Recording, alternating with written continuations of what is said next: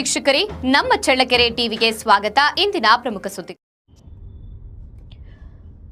ಚಿತ್ರದುರ್ಗ ಜಿಲ್ಲೆಯ ಸಾಮಾಜಿಕ ಭದ್ರತಾ ಯೋಜನೆಗಳಾದ ಪ್ರಧಾನ ಮಂತ್ರಿ ಜೀವನ್ ಜ್ಯೋತಿ ಭೀಮಾ, ಸುರಕ್ಷಾ ಭೀಮಾ ಹಾಗೂ ಅಟಲ್ ಪಿಂಚಣಿ ಯೋಜನೆಗಳ ನೋಂದಣಿ ಪ್ರಗತಿ ಅತ್ಯಂತ ಕಡಿಮೆ ಇದ್ದು ಬ್ಯಾಂಕುಗಳು ಗುರಿ ಸಾಧನೆಯಲ್ಲಿ ವಿಫಲವಾಗಿವೆ ಎಂದು ಜಿಲ್ಲಾ ಪಂಚಾಯಿತಿ ಸಿಇಒ ಡಾಕ್ಟರ್ ಆಕಾಶ್ ಅಸಮಾಧಾನ ವ್ಯಕ್ತಪಡಿಸಿದ್ದಾರೆ. ಜಿಲ್ಲಾ ಸಲಹಾ ಸಮಿತಿ ಸಭೆಯಲ್ಲಿ ಮಾತನಾಡಿದ ಅವರು, ಪಿಎಂಜೆಜೆಬಿವೈನಲ್ಲಿ ಶೇಕಡಾ 18 ಹಾಗೂ ಪಿಎಂಎಸ್ಬಿವೈನಲ್ಲಿ ಶೇಕಡಾ 30 ಸಾಧನೆಯೊಂದಿಗೆ ಜಿಲ್ಲೆ ರಾಜ್ಯದಲ್ಲಿಯೇ ಕೊನೆಯ ಸ್ಥಾನದಲ್ಲಿ ಇದೆ ಎಂದು ಹೇಳಿದ್ದಾರೆ. ಅರ್ಹರ ಪಟ್ಟಿಯನ್ನ ನೀಡಿದರೆ ಜಿಲ್ಲಾ ಪಂಚಾಯಿತಿ ವತಿಯಿಂದಲೇ ನೋಂದಣಿ ಅಭಿಯಾನ ನಡೆಸಲಾಗುವುದು ಎಂದಿದ್ದಾರೆ. ಜಿಲ್ಲೆಯಲ್ಲಿ 259 ಬ್ಯಾಂಕ್ ಶಾಖೆಗಳಿದ್ದು